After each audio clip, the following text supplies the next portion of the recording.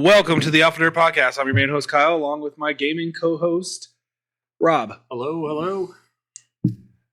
How's it going, Rob? Not too bad, man. It's been a good Thursday. How about you? It was a day. Work sucks. So, I don't really have any gaming news. There hasn't been too much interesting that I saw other than, like, people making remarks of Hogwarts Legacy. Horizon Forbidden West just got their DLC, I believe. And people were talking about that. Yeah, I haven't played the Horizon games. It's like one of those games that's like been on my list forever though. Yeah, I've had no interest in it just because it, just like Uncharted and stuff like that. It's the generic, action game, and I'm over them. Not many of them I hit up very often. I was pretty thoroughly unimpressed with Uncharted. I thought it was a mid game at best. Like it was fine. Yeah, it was fine. It was a game. Yeah, it was a game. It was a game. Yeah, it was a game. So, other than that, this week I bought and started playing Hogwarts Legacy, and I feel like I'm only maybe a tenth of the way through after playing for 12 hours.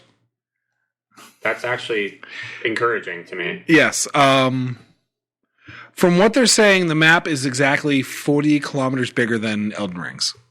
Okay. And Elden Ring's got a decent-sized map. Yeah, it's pretty nice.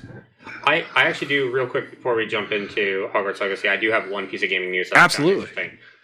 So, Epic Games is now going to be in a lawsuit over Fortnite, which I find infinitely funny. Oh, there was a big hubbub about that earlier in the year, wasn't there? Yeah, so early in the year, they had some nonsense over their advertising. Basically, what it was like they pander a lot to people with their mom's credit cards. Yes, which is kind of it is what they do. Yeah, we can't sugarcoat it. The new jump up is about their billing practices. Because they don't have it's basically the same thing. They don't have enough checks to make sure whoever's using the card is who should. Yeah, and it's not some kid just using mom's credit card. Yeah. So what it was, I think it was like 6 months ago. I think it might have been about the same time they had their last issue. Some lady had her kids spent like $22,000 on her card. Yeah, that wouldn't have a kid anymore. They'd be dead. But it's the funny thing, right? Is like if you spend $22,000 anywhere, the company will stop that. They'll be like, "Wait, somebody might have stolen a card." Yeah, this is not. But Epic Games is like, "No." Well, yeah, they're going to take the money. Oh yeah. I mean, EA was trying to do that for how long and try to force all their loot box stuff through and their. What was it? Battlefront. Yeah, the Battlefront like loot crate things that they were having that you had to pay for. That game wasn't good enough for me to pay for loot boxes. Yeah, well, it was a bad time. So yeah, like not surprised by that. I didn't know people still played Fortnite. To be completely honest with you. Oh yeah. Trust me, it is super popular with kids still. It is like It is like the number one game right now with younger kids. I think it's the worst Battlefield game now, or like Battle Royale game. It is, but it's stupid and simple. See, have you played it? It's not that simple. Like building those buildings. Well, fair enough. I have old man brain. I'm 36. I'm 35 years old, so I have old man brain. Yeah. But like it's the most frustrating thing in the world to spend 10 minutes getting looted out, have all my stuff, and then have some Adderall-induced 12-year-old cranking 90s building skyscrapers and shooting me. I'm like, all right, well, I'm just never going to play this again. Yeah, it's not fun. It's not enjoyable. I don't enjoy it. I really don't. As far as that goes, speaking of lawsuits, the Microsoft acquisition lawsuit of Infinity Ward. Yeah. How do you think this is going to end? I legitimately think that it's going to be like the Steam lawsuit. So a year ago, 2 years ago now, Steam got a monopoly lawsuit against them because Steam is the biggest gaming thing on PC. Yeah. everybody who has a computer has Steam. Yeah, it's without a question. And they were buying up. They bought up. Well, they didn't technically buy it. They partnered with Microsoft. They partnered with PlayStation so they could release the PC versions of console games on Steam. Yeah. And that's when they got hit with the monopoly lawsuit because they don't really have that much competition. What they have, Epic Games, and Amazon has a gaming thing now. And that none of them are working out. No, nobody likes them. The only thing that is good about Epic Games is once a week they give you a free game. You don't need a subscription. You don't need anything. They'll just give you a free. Is it a good game? Not most of the time, but I have an account just because I've gotten all the Batman games for free, including the Lego games. Nice. I mean, that was worth it just there. I got all the Tomb Raider games. So you get okay games. You're never going to get a brand new AAA title. But no, I never figured you don't you really would. expect that. The problem that every Steam copier, because that's what they are, is they're trying to follow the Steam business model, is they can't compete with their prices. Steam has millions and millions of users, so that every now and again they can be like, here's a $90 game for $5. Yeah. No other platform can. No, because and I find that stupid. Like, I get with this one with the monopoly thing trying to stop that, but when they tried to hit up Steam for all that crap, you can't do that. Like, they were in circulation for how many years? Yeah. If it was that big a deal, you should have got on the boat when it first started to set sail. Yeah. Not wait until it's already massively successful and then be like, way too big. yeah. And they're like, oh, now our feelings are hurt because we can't do the same thing. Well, that's your own fault. But the Microsoft thing is going to be kind of similar to that. I think it's going to be, hey, look at me, and then it's going to be quietly swept under the rug. Something will happen. There'll be a settlement. There'll be some sort of slap on the wrist. Microsoft will be like, we won't do it again. But I don't. I think it'd be fine for them to buy it up. I think it's. I literally couldn't care less. Yeah. They bought Minecraft. Yeah. Nothing. The only thing that changed about Minecraft after Microsoft bought it is that it became more widely available. Yeah. That was legitimately the only thing. Do I think the console version of Minecraft is good? No. I think it's tragically bad. I think they oversimplified it to the point where you don't have to think, which bothers me. Because Minecraft is a fun game. Yes. But it's one of those games where you're rewarded for challenging yourself in the game. Yeah. And thinking outside the box and finding a way to do things, and the console version's really stupid simple, and it doesn't. It's Minecraft for babies, and that's fine. If that's what you want, if you just want to shut your brain off, that's cool, absolutely. But I don't think that them buying Infinity Ward or what they even talked, because Microsoft and Sony entered into a deal. It's like a 5-year deal for game releases. Yeah. Because both companies really like money. Yeah. Which makes sense. So console specific games are going to be slowly faded out, which I think is a good thing for the gaming community as a whole. Yeah, because then everyone gets to play stuff. Yeah, but it's a good thing for the company. So it's a win-win. The only thorn in the side of that was Nintendo. Because Microsoft and Sony went to Nintendo and offered them the same thing. Nintendo doesn't play well with others. They absolutely don't. Nintendo, to their credit, has really good titles. Yeah. Everybody loves Mario. Everybody loves Pokemon. Everybody loves these games. Everybody would love to have these games on PC or on Xbox. Nintendo will never let it happen. No. Ever. And I don't think... Me being myself, I don't think they should. I think that they busted their butts, created their own footprint in the sand. Yeah. And they shouldn't have to conform and be part of the group. They don't have to be. Absolutely. Microsoft and Sony are the same company. If you think about it, they're the same. Yeah, they're essentially the same thing. And how much does the new Xbox or PS5 cost? Right now, I don't know. $700? $800? No, I think it's like 5 or 6. 5 or 6. Well, I mean, I bought mine immediately when it came out, so that was over a year ago. So let's just say $600 for a PS5 or an Xbox One S X or whatever they're calling them now. How much is a Switch? $300 flat. $300 flat.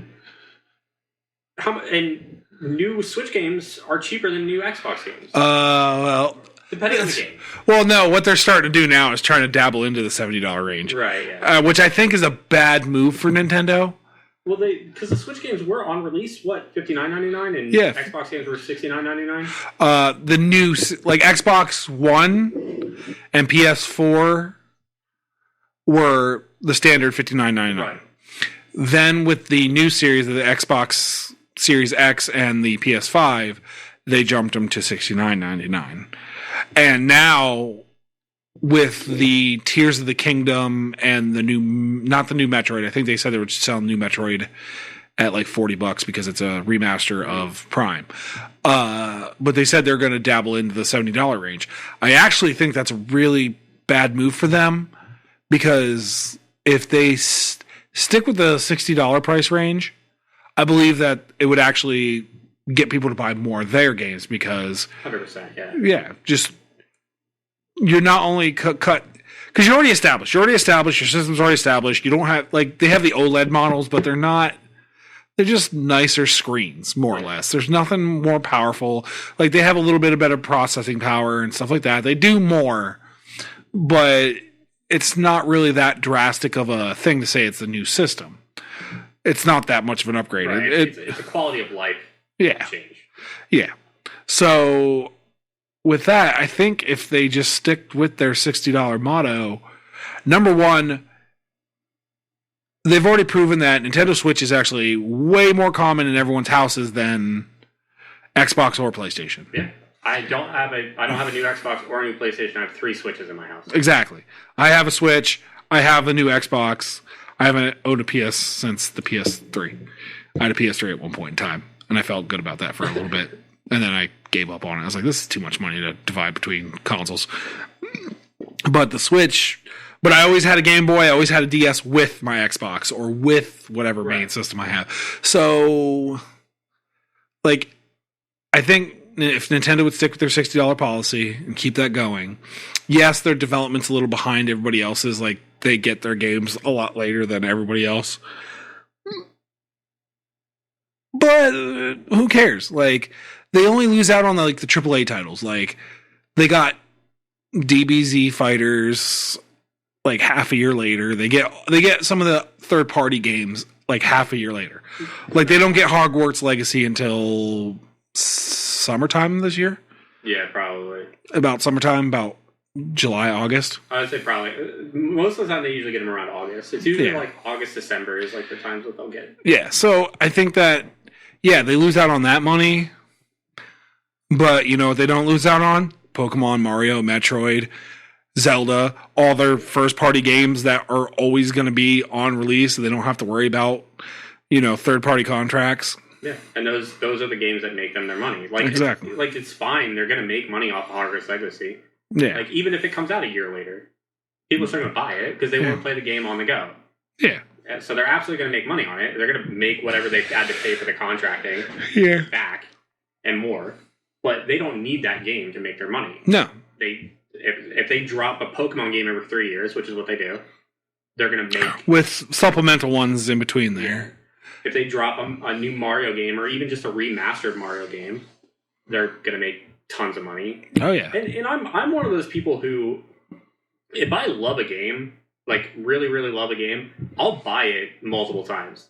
Like, you could put a new shiny wrapper on it, and I'll go full Goldfish brain, and I'll be like, yep, I need that. How many people rebought Skyrim? That would be me. Yeah, I bought it for the Xbox 360. Then I rebought it for my Xbox One. Then I tried to pick it up for my PlayStation as well for some reason because it was on sale. And I was like, oh, I could just pick that up. That'd be nice to have. And I think I just picked it up on Steam. And I was thinking about picking it up on my Switch so I could play it over again. I bought that game 5 times. Yeah. And I'm not actually upset about that because I have probably over 1,000 hours. Right. And that's another thing that bothers me is that these companies are like $70, $80 for a game. If I'm going to play the game for 100, 200, 300 hours, you can have $70. Sure, absolutely, take my money. But these games that come out, especially it's a trend in the last 10 years or so, of these games that are not long games. They're not. We'll just use the Uncharted series as a perfect example. Sure. Games like that, the AAA big release titles, the Uncharted, the Tomb Raiders,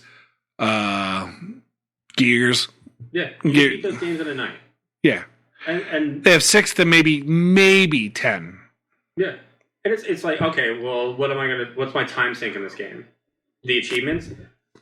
I don't care about achievements. Yeah. A lot of people do, and that's... Or they do the open world thing where there's a bunch of small, dwindly stuff, and people are like, oh, I'm going to 100% this and beat all side quests.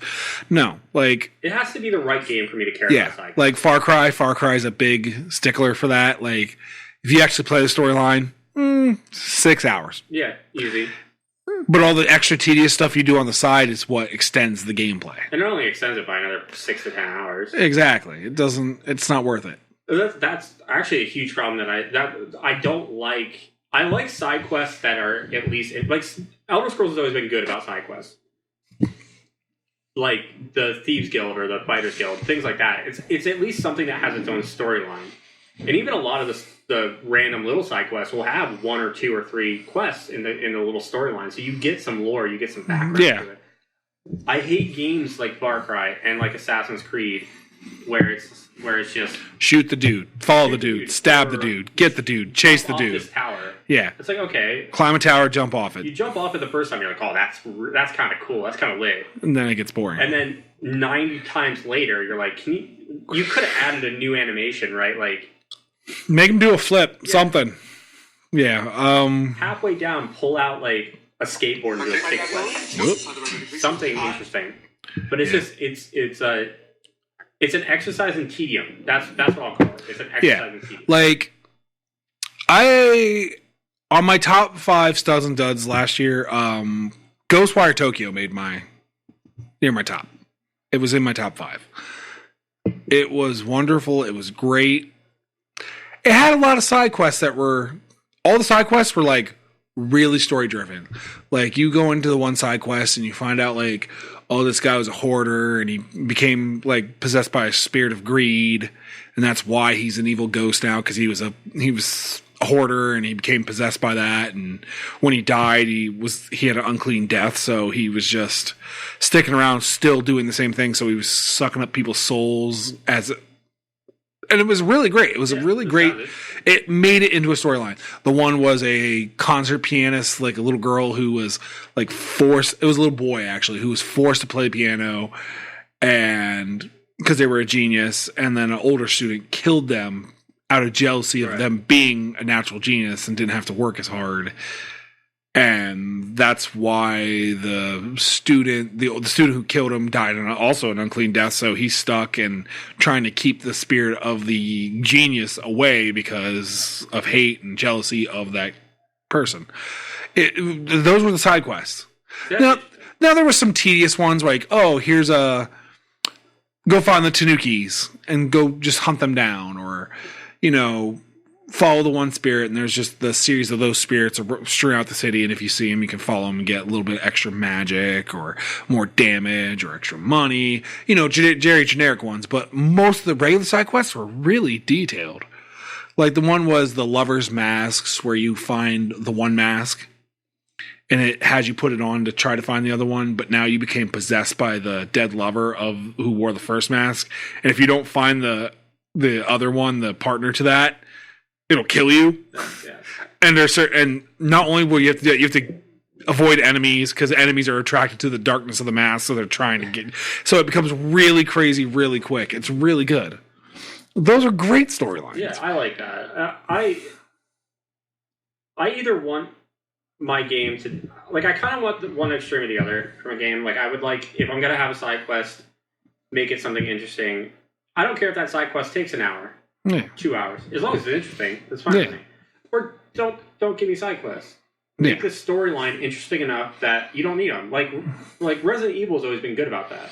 Yeah. Like there's little things that you do on the side, but they're not side quests. It's all interconnected. It's like you find a little key and you're like, what does this go to? And then you're digging around and you're like, oh, there's another piece. And then there's like, oh, there's this kind of thing that's been sitting there throughout the whole, while I'm doing all the main stuff, getting back and forth, and I can unlock this too while I'm at Yeah, it. and you get a little something extra for your character, and that's cool. That's fine. That's good side questing, but this I just don't want my game to be. Animal Crossing is a good example, I think, where you have to collect the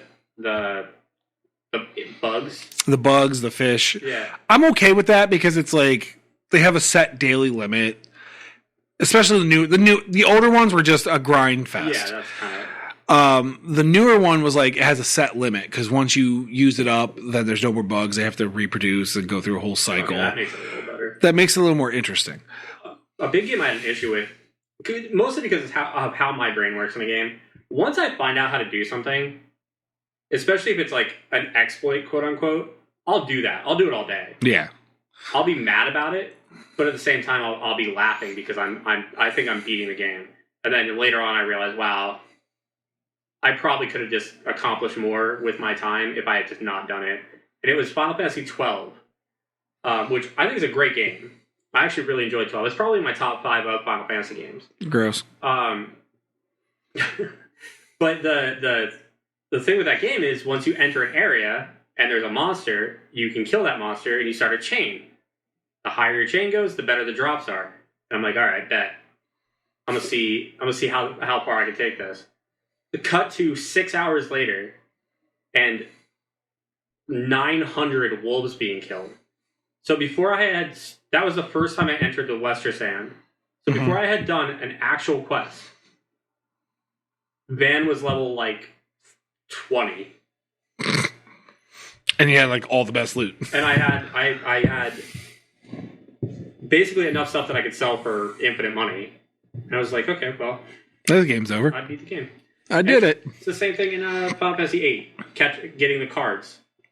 If you spend 6-8 hours in the first area collecting thunder and fire cards, before you go to the first area to actually fight, you can have Thundaga and Firaga.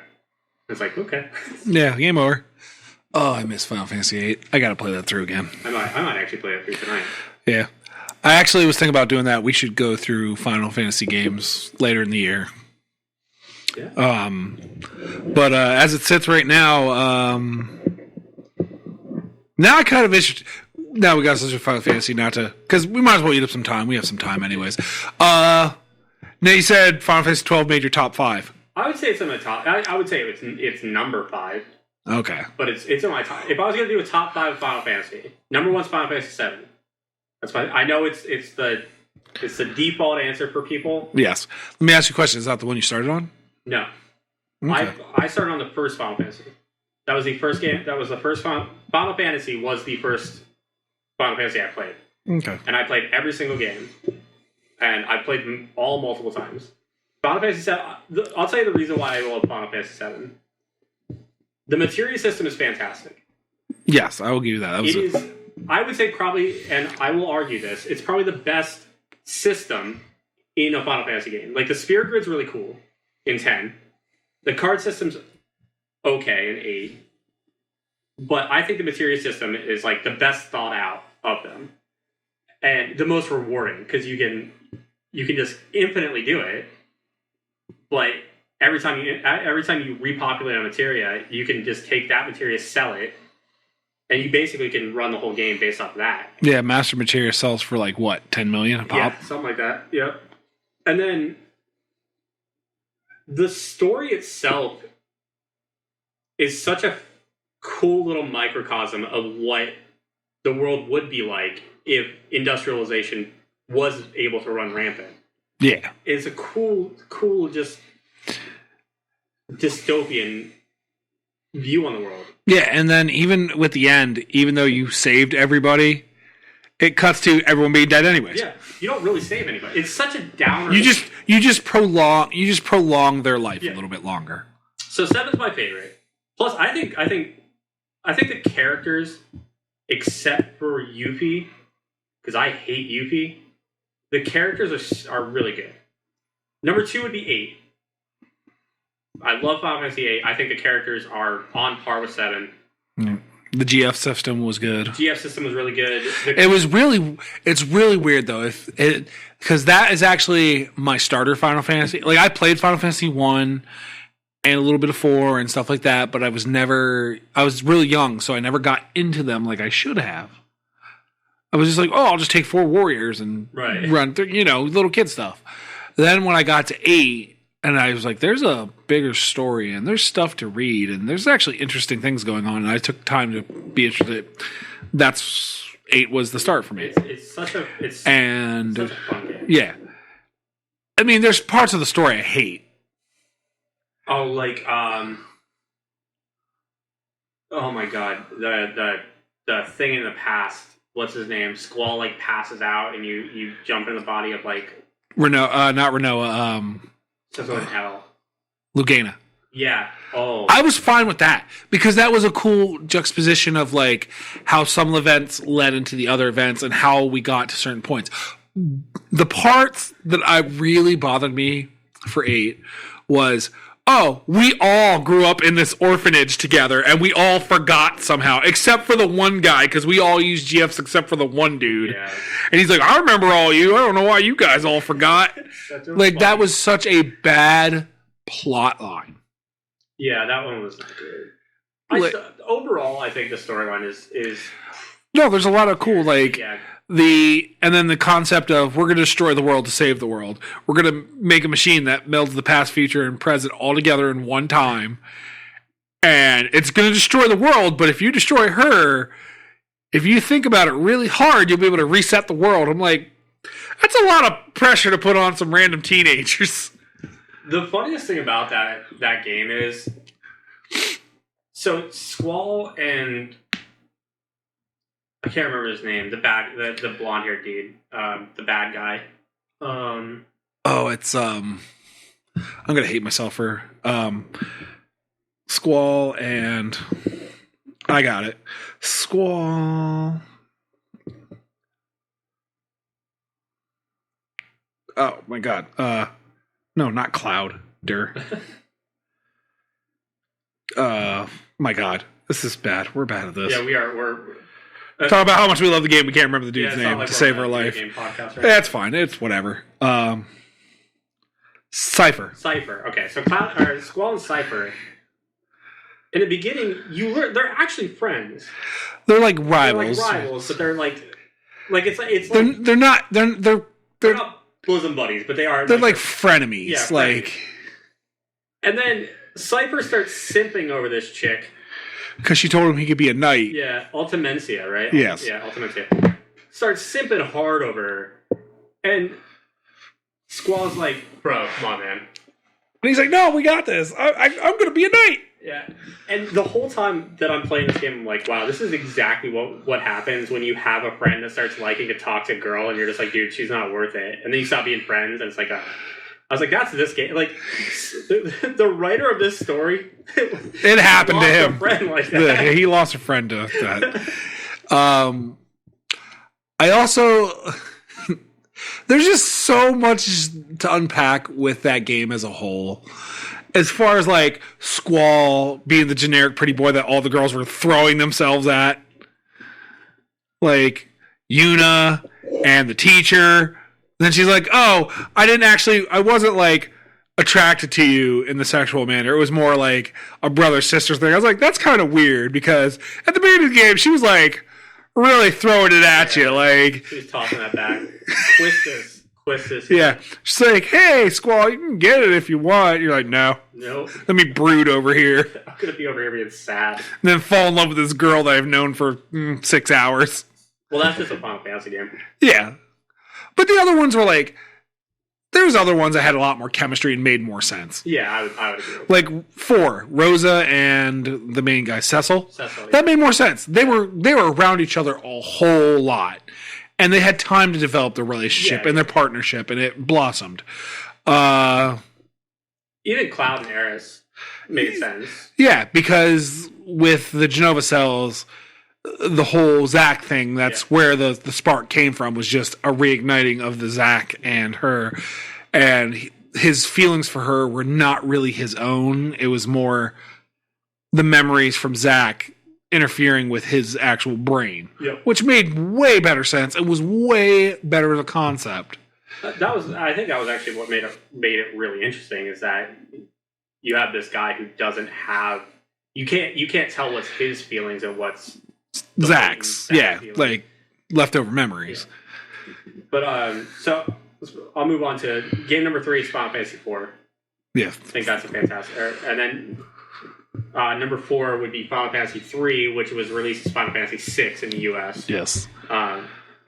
The one thing I don't like about that is when they re-released it for DS and did like the 3D modeling.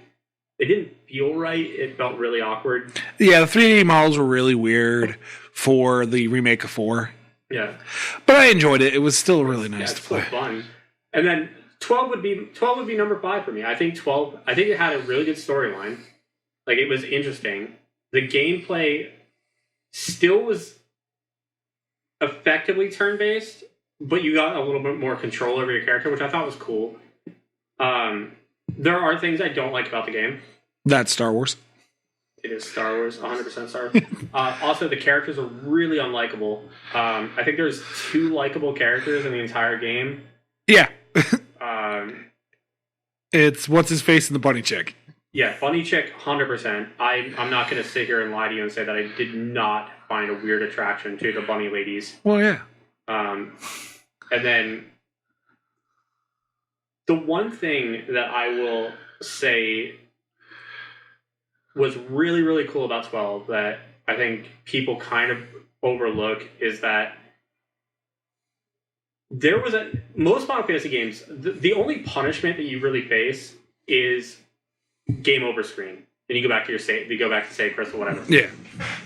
If you forget to do something in 12, it's so annoying. Because if you have to go back, all the enemies respawn. Yeah.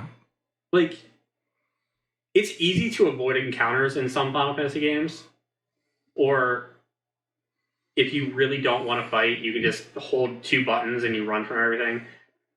And if you get an emulated version of the game, which you're not supposed to have emulated versions, but if you happen to find one, you can basically set it so it auto runs from battles. But 12 was just one of those games where it's like you run through an area and you're like, all right, got through there, and then you look at you're thinking about it. And it's like, wait, I missed like 3 chests. Gotta go back. And somebody like me, I hate missing loot. So it's like, oh, gotta go back, and then I forgot that giant stupid bird that can one-shot my party if I don't play it exactly right. Respawn. Great. Awesome. This is fun. There's not a lot of Final Fantasies I dislike. The only Final Fantasy I dislike is 9. Really? I hate 9. Why? The art style I did not like. Okay. I did not like the art style of the game. The storyline from what I played, I never finished the game. I'll be completely honest with you. I played through most of it, but I couldn't bring myself to finish it. I'm actually going to retry the game because it's been years since I played it, so maybe my tastes have changed. But the storyline was like, meh. The characters, I hated the characters. That main character, and I say, he's obnoxious. The only character I hate more than him is Hope from Final Fantasy 13. Hope on Rope sucks. Hope is the worst character in any Final Fantasy game. Can't change my mind about that. He is tragically bad. Yeah. Him and Vidal. Oh, she's annoying. Or not Vidal. What's her name? You know what I'm talking about. The red-haired girl. Yeah. It's not. It's close enough. It's Valena or Villana or Vidal, whatever. That works too. So, in my top 5 would be 6. Would be 8's 1, 6, 7's 3rd. 10 is in the top 4. He said, "Oh, I forgot about 10." Yes, 10's up there, and then this is going to be controversial. 15. I'm fine with that. 15 was interesting. 15 was a mismanaged project. Oh, 100%. Okay, real quick. Shift all of mine down 1 from spot 3. So 12 becomes my 6th game. 10 becomes 3. So it goes 7, 8, 10, 4, 6. 12 can get out of there. Because 10 is is so much Just had the legs chopped out from underneath it. Get out of here. So 15 could have been great. the next 7 for me. When the artwork was released, I was like, bet. When the gameplay was released, I was like, all right, I like turn-based Final Fantasy, but I'm still super interested because I saw like the sword throwing and teleport. I was like, all right, cool. Then the anime came out for it, and I was like, oh. And then the movie came out for it, and then it was all set in a whole bunch of stuff, and then the game came out. But the problem is the game was pretty fine. I'd say all the way up until Leviathan. Yeah. The game was great. I was into it. I was doing side quests. I was learning meals. I was, generic drawing stuff. But then some of the like hunting missions where you had to sneak around the bird for no reason all of a sudden, and the day-night system, that I think that's the part I hated. Yeah. Because it was really just It was there for story purposes, but it didn't add anything to the game. Just gave you super hard enemies for no reason. They should have just left it like nighttime, you can't go out. Yeah. Nighttime, don't go out. Don't make it like, slog through and hopefully not die. Or just, when it gets to night, pop up a screen that says, would you like to sleep through the night? Yeah. Like, yeah. Something. Like, there was so much they did right, and then there was so much they did wrong. And everything they did wrong was after Leviathan. Yeah. Like, the Titan fight was amazing. Set up a bunch of stuff. The infiltration of the base was great. Set up, not everyone in the Empire is just strictly evil. The mercenary chick's just like, I'm just here for hire. They set up the priestess's brother who's like, I got a sweet robot arm and beating the crap out of all the guys with one hand and like not even trying, like put Gladiolus in his place and made everyone feel inferior, and it was great. He was a great setup villain. Then they got to the boat, and we moved on to, and they set up Arden as like the mysterious bad guy. Like you could tell there was something about him that wasn't right. Then we got to Leviathan, and Leviathan was amazing. It was very beautiful. It was well set up. They made your girlfriend awesome. Like she just wasn't token princess chick. She's just like, watch me beat down the Leviathan with my staff. Then she gets stabbed, and then she does all that in super high heels, and she takes forever to bleed out.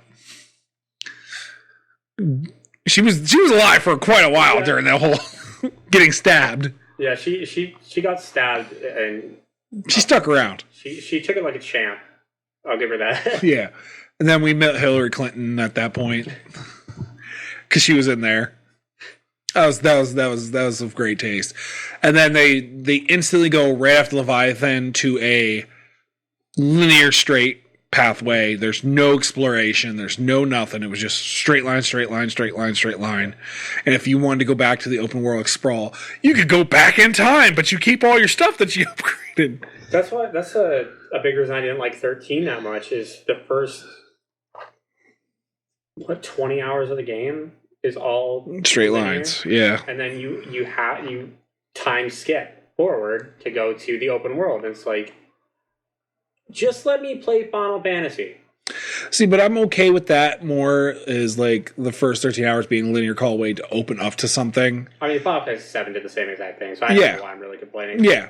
I don't like it when it's not, when they take a wide open concept and then turn it into tunnels. Yeah. I think the reason I didn't like it in 13, and I don't complain about it in 7, is because the storyline in 7 was interesting enough that you don't really think about it being closed off. Because the other part of 15 that I was really interested in got ruined when they turned it into a horror section. Oh yeah, I forgot about that. And all the backstory and everything that was going crazy happens through text. You have to read all the documents, and that's what ruined it. We should have got there right when it's all popping off. Right when people were just transforming into demons and they were half transforming and people were freaking out and the city's on fire and it's all going the wrong ways. Not Aftermath, and now you're in a Resident Evil game. Yeah. The one thing I will say about every Final Fantasy game, I guess this is like a Square Enix thing more than anything, is that they their cutscenes hit different. The cutscenes in Final Fantasy games are some of the best cutscenes in games, period. And that includes the MOBA games like 14 and 11. Yeah. The cutscenes in these games are amazing, incredible. Yeah, they put a lot of effort into it. Even in the PlayStation games where everything was blocky, but as soon as it hit a cutscene, did it not? It looked like a professional anime. It was amazing. Yes. It's like on PlayStation. There's 6 pixels in this game. Somehow you made a beautiful anime quality scene, and then we go back to polygons, blocks, running blocks, shifting around. Oh, that's time. So now we're going to move on. The Final Fantasy debate thing took actually a good 20 minutes. I'm really glad for that. It ate up some time. Hogwarts Legacy. I started playing it. It's huge. It's really huge. Reports say it has a 40 kilometers bigger than Elden Ring. Right. And it feels that way.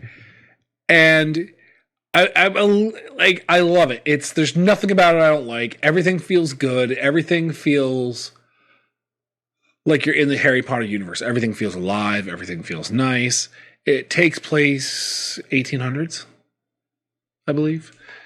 It's a couple hundred years before Voldemort, right? Yes, it's before Voldemort, before Grindelwald, all them. I believe it's 1800s. I believe it's like 1820. If I remember correctly. But it's really beautiful. Everything feels alive. Everything feels like you're watching a Harry Potter movie that you're experiencing. Hogwarts itself feels so huge. I keep getting lost. And I haven't even explored the whole thing. I've been playing this game for a little over 10 hours now. I still haven't explored Hogwarts as the whole school. The map. And that's a small portion of the map. That's like just the hub town of the map. It's super, super big and it feels alive.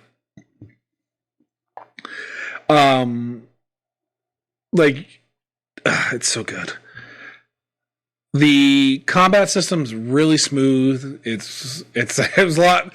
When I first saw it, I was like, "Oh, this is gonna feel clunky." And no, it's actually really smooth. It's just it feels clunky when you don't know how to do it. Then once you start learning it and learning some of the patterns, you can combine spells in different ways to make them feel cohesive, like fluid, very fluid. And it was really nice to get to, and they have you practice it. Like if you didn't think, because I didn't think about using some of the spells in this, like the sequences that I can use now. I didn't think about it like that until you go to a training mission. She's like, hey, why don't you try combining this, this, and this? And you can juggle them, or you can stun lock them, or you can pull them and then launch them off cliffs and stuff. So it's a lot more detailed than I thought it was originally going to be. The beginning is a little weird once you see the beginning cutscene because it feels like it was like bouncing back and forth. Like some of the graphics are bouncing back and forth in the beginning cutscene. Like your owl seems really out of place because he's like very robotic. Right. While everything else is trying to be more HD, and and there's certain parts that are like off, and you can see it. Like there's some graphical here and there, but it's small. Once they got into the actual game itself and the storyline, the cutscenes are all in engine. It feels a lot better. The beginning cutscene is the only thing that's not in engine. It feels like they just tried to do a bigger cutscene and then cut it down or yeah. So that the only complaint I have so far is the inventory system. The inventory system is bad. It is god awful. So the way it works is you have only so many gear slots that you can carry. You can carry as much items as you want, but gear you can only carry, like, I believe it's like 12 things altogether through your entire thing. And the way that works is you only get more slots if you do these side quests throughout the entire map. And they're strewn out quite far. And you don't even see them until, I think I was 6-7 hours in the game before I saw them. So that's really, and you can't store stuff. Okay. which seems really weird since you're a student in the school and you have your own room and a closet, a clear closet, and a magical trunk in your room. So there's no stash, like no. No. That's And then your two options are sell it because there's no like upgrading your equipment. It's just get the ones with the better stats, and then that's all. Right. So you either just pawn it or you destroy it, and to get rid of it out of space. And I feel like if you destroy it, you should be able to get like spell components or stuff for your spells. Yeah. No, it's just gone. Just gone. So that's the only bad part of that game is the gear storage system. That's it. Everything else is wonderful. Like, I've forgiven the terrible gear system for everything else. I'm really looking forward to finishing it. And now that I know it's as big as it is, because when I first saw it, I was like, oh, it's probably going to be like 15, 20 hours. No, I'm expecting to probably dump a good 60 hours into this. So that's like what you're saying, man. Like if I can buy a game and know that I'm going to spend, for me to consider a game a good purchase, I have to spend as many hours playing the game as dollars I spent on the game. Yeah. For me to be like, I am glad I bought that game. Yeah. I wish I have a different scaling, but I get what you mean. There's some like Hogwarts Legacy will be that side, like the side you like. There's enough time, and like there's always got to be something.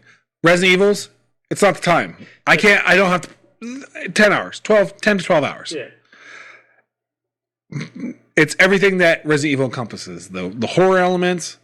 If I have jump scares, if I love the characters, if something ridiculous is happening, which always happens in those games, I love them. They can be short. Don't care. But like I said, I can beat Resident Evil Village in an hour and a half. Yeah. I still am super pumped that I bought the game. Yeah. Oh, I got it as my birthday gift with the Elite Edition. Oh yeah. Yeah. Ugh. Still one of my favorite games. I think it might be my favorite Resident Evil game. Is that a hot take? No, it's not a hot take. Village might be my favorite. Village is up there. Like, I like 2 Remake. 2 Remake was amazing. Resident Evil 4 was my favorite. Yeah. Well, we're getting that remake here in a month. I'm so excited. Yeah, so am I. I'm day one purchase of that. I don't care if I'm done with Hogwarts Legacy or not. I will. I'll have to put that on the shelf for a little bit. Yeah, I'm gonna lose a lot of time with my family over that game. Yeah. But Hogwarts Legacy, there's a lot of other cool stuff with it. There's it's weird in a sense of like they did some great things with the character creator, but they also did some bad things. It's super generic, but the models are great.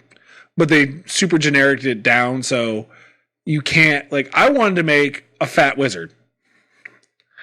Like that seemed like it was okay. Like make a little chubby wizard guy. Make Chubby Potter. Yeah, like but no, you can't. They're always thin and in shape. That's stupid. Yeah, you gotta have hot teenage wizards, I guess. Yeah, right. And then I got really mad as I walked in. Like one of the first students you meet is kind of like a little chubby kid. I'm like, that's BS. I want to be the chubby one. Yeah, correct me if I'm wrong. Like I said last time we did in the last podcast. I'm trying to avoid as much information about this game as I can because I want to. That's why I haven't really been getting too much. I've just been getting like the generic. Yeah, like generic stuff. Your character starts like year 5, right? Like yeah, 5th year student. Yeah, it was like stumbled into your magical talent, and it was good enough that you should be a wizard at 5th year. Low-key, they'll never make a game like this because nobody's going to want to put the time investment into it. I would have loved if it was like you're a first-year student and you have to go through all the 7 years. And every year, just like in the Harry Potter movies, every year something happens. Is it 7 years? I know there's. Yeah, I think so. Okay. Yeah, because you join when you're 11 is when you go. Yeah. And then 17 and 18 is when you leave. Okay. So that's 6 years though. Depends. Depends on when you turn 11. Yeah. But yeah, So- no, it is 7 years because there's 7 books. Yeah, but the last two weren't really about a school year. It was more like everything's already dystopian. Because the last two were like the Deathly Hollows and the Half-Blood Prince. The Half-Blood Prince was like the last year they actually had school. That was their 6th year. Yep, and then Deathly Hollows was all everything's gone to. Right, that would have been their 7th year. Okay. But they left school because Voldemort was in control. And then they're like, they were like, Harry, you want to go back for your last year? And he's like, nah, I'm good. I beat I won. Voldemort. I won. I don't need to finish school. Yeah, the Ministry of Magic's like, you want a job? He's like, bet. Yeah. So, like, that was okay. The part that's really interesting is you get to create your own wand.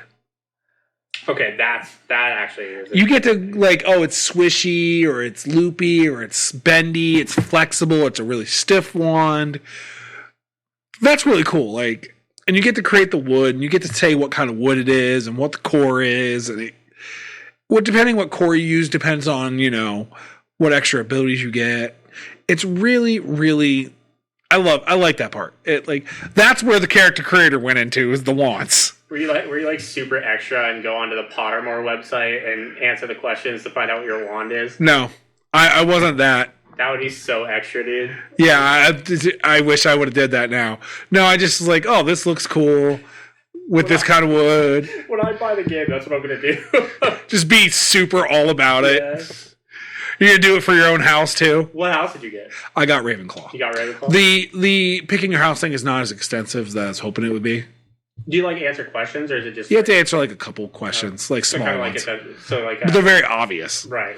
They're very Do obvious. you like to be brave or smart? Yeah, that's do you like to be brave, smart, devious? Do you want power? Ooh. At the bottom, or do you want Hufflepuff? Listen, I kind of actually was hoping to. Here's the other thing.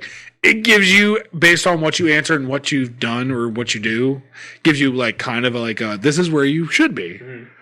But then they do in the Harry Potter games, you still kind of have a choice, so you can go back and I feel like being a Hufflepuff or a Ravenclaw. I got put as a Ravenclaw. I kind of want to be a Hufflepuff just only because their dorm room is a giant winery, the winery, like the wine gas. Yeah, it's a giant wine cask, and you open it up, and then you go in, and there's the dorms. That is kind of cool. Yeah, they have Ravenclaw is very generic. You climb a tower, and you open up to a giant bird statue, and then you climb some stairs. Yeah. Gryffindor is just you go to the fat lady painting, and you go up some stairs. Slytherin, you go through a giant creepy snake door. Well, which was also really cool. They put a lot of detail in that. And then you have the Hufflepuff, which is a giant keg that opens up. Yeah, nothing like having a giant wine barrel for underage students to walk through. Yeah. So there's that. There's, like I said, it's really good. I'm super fascinated with this game, and I think that it's not going to be the storyline that keeps me in it. It's going to be the gameplay and the world. The world itself feels so big and huge and intricate, and like I said, everything the stuff you collect is the plants are moving, they're alive, some of them react certain ways to certain things. It feels so alive that story's pretty generic. That's something that does it to me is the Harry Potter universe has its basically its own D&D-esque bestiary. Yeah. And I'm kind of interested how many of these things show up in the game. I think I saw a screenshot that had red caps or something. Yep. But right now I've ran into goblins, wolves, spiders, venomous plants. My next goal is I'm just going to explore the rest of the school and get all the little flu powder sites where you can fast travel to. Mm-hmm. So I have them all in the school. I'm really happy that's the fast travel system is the Flu Network. And also you have to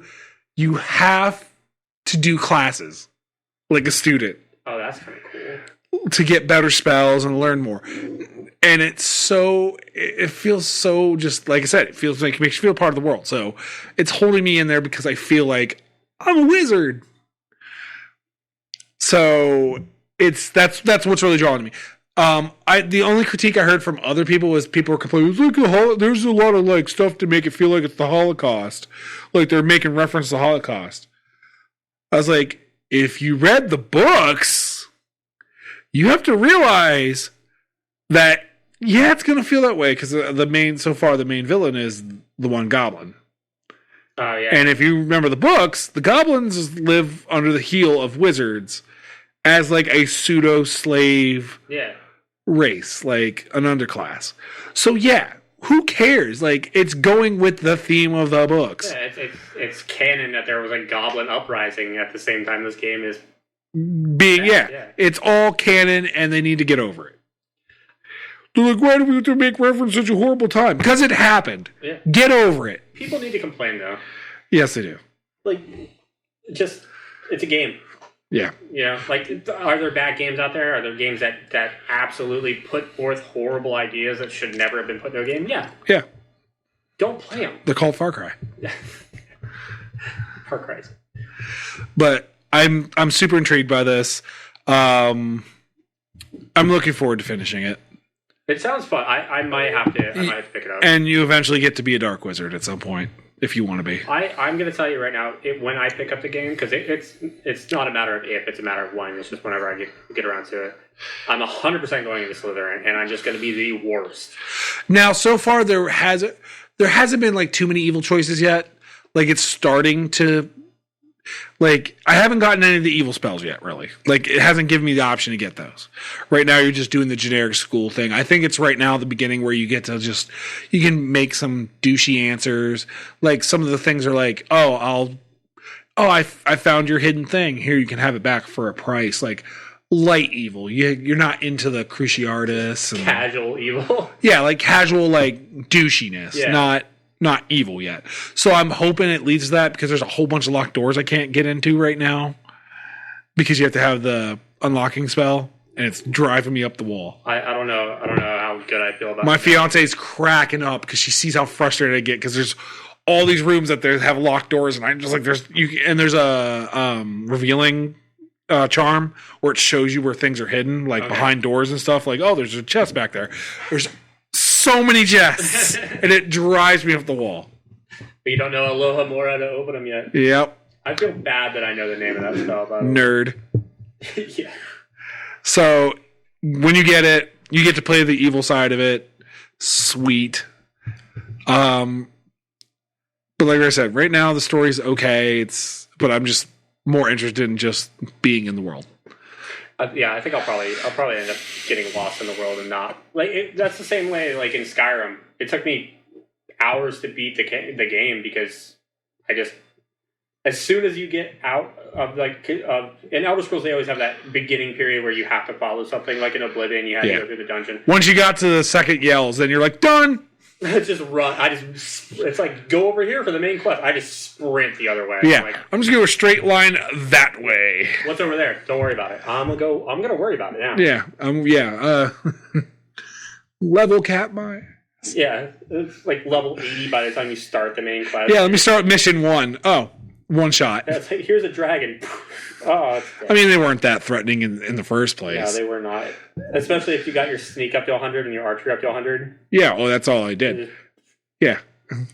So it's a really wonderful game. Like I just trying to not spoil. I haven't got deep enough to give you a lot more in-depth details, but also I don't want to spoil anything. Yeah. But it is definitely a game that you have to experience. It's really nice to play. Yeah, I'll have to get that. Yeah. So we have about a minute left. Other than that, still working on some events and stuff for later in the year. We're still cobbling all that together. I actually have to get on the main dude's butt about actually being on meetings on time or getting a hold of me more frequently. He's very inconsistent. And I'm texting him on days that he doesn't work, and he's still not. So we're gonna get to that. Everyone have a good night. Yeah, thanks for tuning in, everybody. Have a great night.